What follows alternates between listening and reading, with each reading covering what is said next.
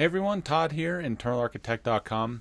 In this video, we're going to talk about questions with no answers. Now, this is something that is always on my mind, especially since I always am curious and trying to figure out why I ask myself questions where I know there will be no answers. But first, please hit subscribe and give me a thumbs up and a like and a share. I would be greatly appreciated. This question or this topic really comes down to just asking simple questions that, for whatever reason, whether it's curiosity or whether it is my ego trying to make sense of the surrounding things that go on that maybe I can't explain, but for whatever reason, I ask them as a question that I know I'll never get an answer to. I think it kind of stems from when I was diagnosed, because when I went through this whole process, I couldn't help but ask myself, why was I going through this? How did I go through this, and what was the circumstances that led me to this? And I can think of a number of things, of reasons why I may have gotten to this point of being diagnosed with stage 4 cancer, but at the end of the day, it all comes back down to I don't know, and I will probably never have an answer to this. But for whatever reason, it has kind of overflowed into other parts of my life. I ask myself questions, and a lot of really dumb questions at that, about things that I'll never get an answer to.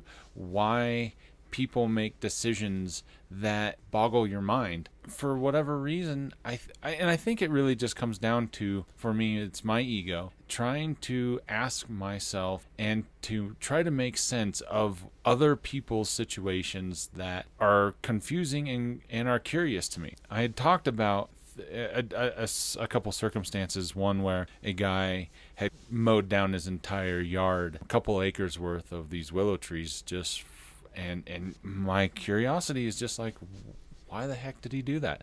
It makes no sense. With that, I catch myself all the time asking these just random questions that I know I'll never get an answer to. And because I have started this process of realizing that when I ask myself these ridiculous questions that I know I'll never get an answer to, I'm becoming more aware of it.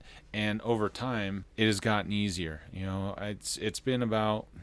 since I've really made a conscious decision and conscious choice of knowing when I do this, it has helped me really learn not to be so hard on myself. I still ask questions that I know I'll never get an answer to, but as a cancer survivor, you just can't help it. You are constantly trying to figure out why it is that you're going through this whole thing.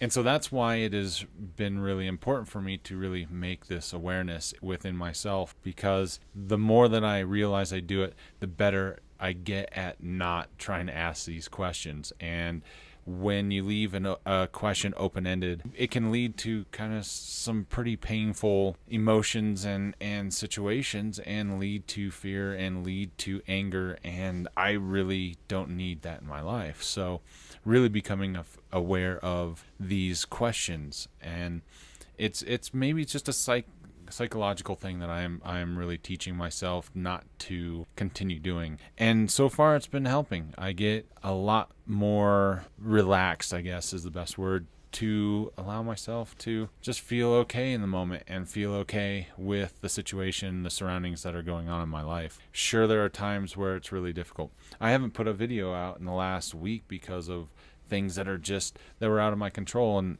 trying to do the best that I can to get into the studio and to help ask questions and help you guys understand that there is a bigger picture outside other than just cancer. Cancer is always going to be a huge part of us, and it's always going to be a huge part of who we are moving forward, but being able to not allow it to dictate the rest of our lives going forward.